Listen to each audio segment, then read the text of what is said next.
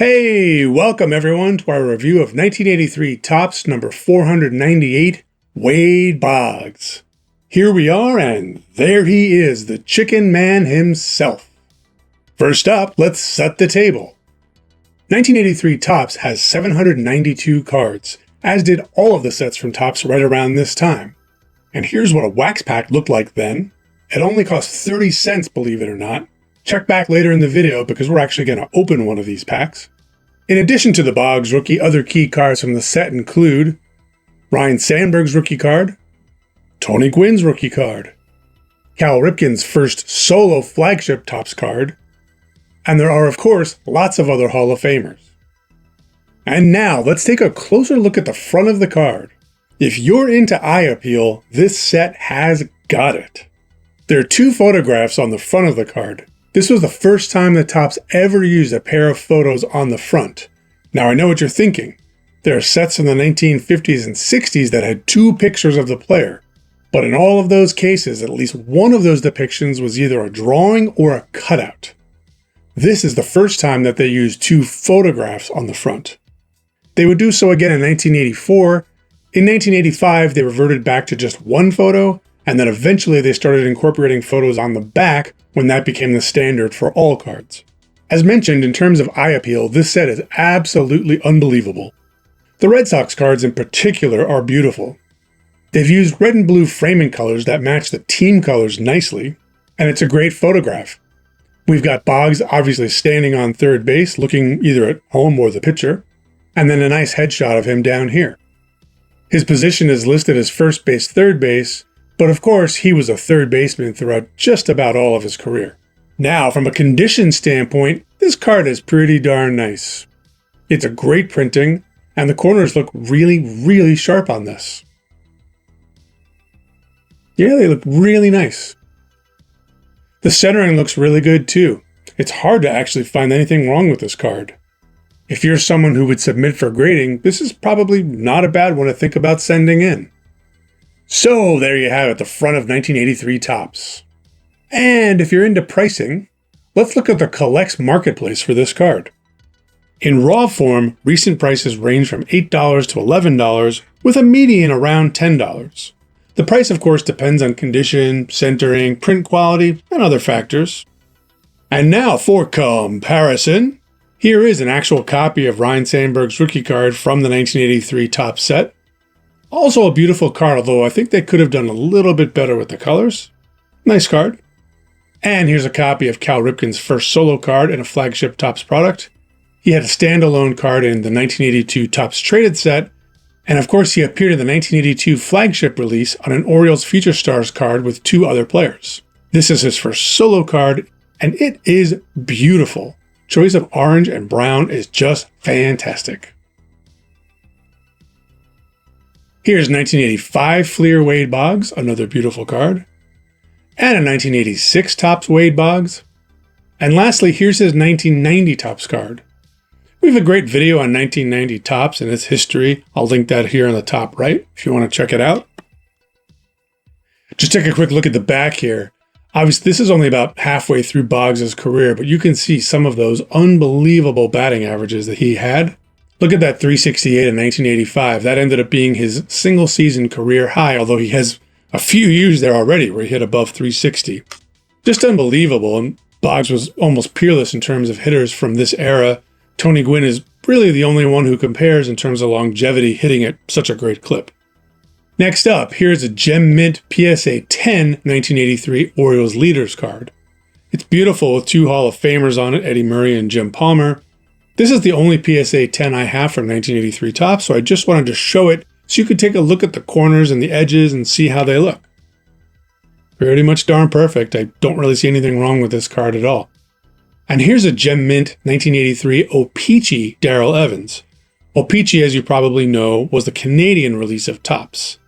Now, like I said, this is a Gem Mint 10, but notice how the edges of this card are quite frayed. You look right here, the edge is very perforated, yet it's still a PSA 10. That's how O-Pee-Chee cards from this era looked. Even the best mint condition ones, hot off the presses, had that sort of really rough edge. It's most prominent along the top here.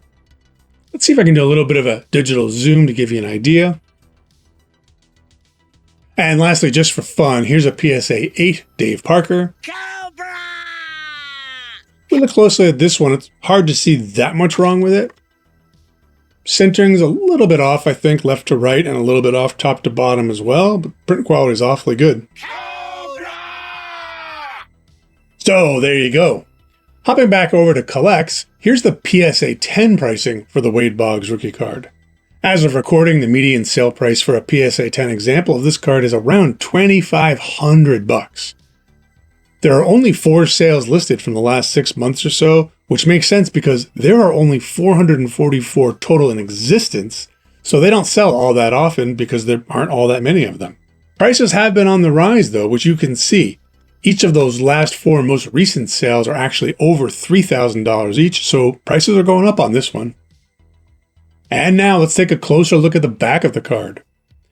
As is the norm for Topps in this era, it's printed on cardboard stock, and they typically pick a single color. Obviously, orange was the choice this year. I think it's beautiful. Otherwise, it's a very standard Topps issue from this time. You can see his minor league stats and 1982 highlights during his major league debut season. And just looking at the condition, not bad on the centering here. Left to right does not look perfect, but you know from top to bottom looks great on the front, and that's what matters more for grading. So I don't think the lack of perfect centering on the back would actually hurt it if the front were deemed to be perfect. I don't think this would actually hurt its grade at all. And the card looks beautiful otherwise, no print blemishes, anything like that. Like I said, not a bad candidate for getting graded if that's your thing. And for comparison, here are the backs of some of the other cards. Here's the 1985 Fleer card. You can see it has a nice back and a white headshot, as Fleer did starting in 1983 and continuing through 1984 and 1985, before returning to plain backs in 1996. These were beautiful card backs for the time, really nice. And the back of 1986 Topps, and the back of 1990 Topps, which we already saw. I just wanted to show one more, which is the back of the 1983 O-Pee-Chee Darrell Evans card. You notice right away that it's much brighter than the Topps issue, and that's because O-Pee-Chee used a brighter cardboard and brighter ink. Similar to how Topps did with the traded sets, which actually would tend to be brighter like this and have a little bit of gloss on them as well. I don't actually have a 1983 Topps traded card handy, or I'd show you one. Alright, now what you've been waiting for. We're lucky enough to have a 1983 Topps wax pack to open today. Baseball Card Exchange certified packs for 1983 Topps go for about $30 right now, which is 100 times its original retail price of 30 cents. Now you can get these packs for a little bit cheaper than $30 without the BBCE certification, or if you're buying them in a full box, they're a little bit cheaper. But if you're going to buy them by the pack, $30 is about what it's going to run you these days. Now I bought this pack at a local card shop. This dealer keeps his own BBCE wax boxes under lock and key. You want one of the packs? He goes in and gets it for you. Nobody else gets to touch the packs, to sort them, inspect them. He picks it out, he gives it to you, and that's that. Before we rip it open, let's do a little bit of math. There are 15 cards per pack, which you can see right there. There are 792 cards in the set. That means the odds of pulling any one specific card in a single pack are a little under 2%. You can see the math on that right there. That means that if you're trying to pull a Wade Boggs rookie card, you've got about a 2% chance. Trying to pull a Tony Gwynn rookie card, you've got about a 2% chance, and so on. Now, the odds of pulling, let's say, any one of the big 3 rookies is actually about 5.5% in one pack. So, you really have to open about 20 packs if you want to have a fair shot at getting one of those 3 cards. Meaning, this is actually a pretty expensive lottery ticket. Now, like I already said, I feel good about this pack that it hasn't been tampered with, but it's always good just to show how we would inspect this if we weren't sure. The thing that you're always looking for on wax packs are roller marks. Those are made by the heated roller used to actually seal these packs when they're first manufactured. I can actually see them with my naked eye, but they're really hard to get on camera. If you look through the letter Y in play here, there you go, you see that line? I'll add a little highlight on the screen just so you can see what I'm talking about. There you go. So those are roller marks. And if you look carefully, you can see that they continue from one flap onto the other flap. That's what you're looking for. That tells you that this was sealed with the heated roller and that it hasn't been opened and resealed since, because you see a nice contiguous pattern of those lines going from one flap to the other. Now, could someone go ahead and reseal this using specialized equipment and make it look perfect? Sure, that's possible. But if it looks good, it's a pretty good indication that it's an untampered pack. If you don't see roller marks, that's a really good indication that it probably has been tampered with. You're also always looking for nice, tightly folded corners. So take a close look right here. There should be exactly 2 folds at each corner. One fold to this back corner and a second fold to this front corner. That's what you want to see on all 4 corners of the pack. You might see one corner that got a little bit misfolded, but what you won't see is something that looks like it has extra folds, where maybe you'll see an extra line where it was previously folded, then somebody resealed it and created a second crease. You'll never see that on a legit pack. So the fold might not always be perfectly tight and perfectly packed like this, but as long as you're not seeing extra folds, you should be in good shape. Okay, without any further delay, let's go ahead and open this one up. I always like to take my time. I'm holding the packet of cards itself very securely in my left hand, and I'm just opening up all the flaps. I like to be very careful with these for 2 reasons. 1, the wrappers are pretty cool and they're collectible. And 2, when I pull the cards out, I don't want to accidentally drag the packet across the interior of the wrapper, because you can actually damage the corners of the cards that way. There's the full wrapper, beautiful. And here is the gum. Do not eat that. And let's flip over and see what we've got. Starting off with Rob Wilfong.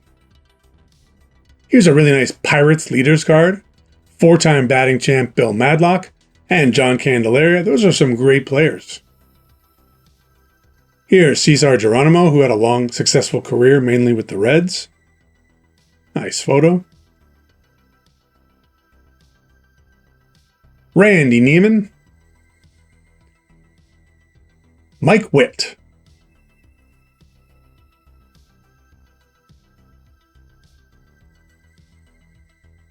Ron Menicky. And here's our first Hall of Famer, Joe Morgan on the Giants leaders card. Here's the Alan Wiggins card that we saw already. If you're like me, you get tingles every time you see the Padres colors because you think it might be a Tony Gwynn rookie card. This one's obviously not.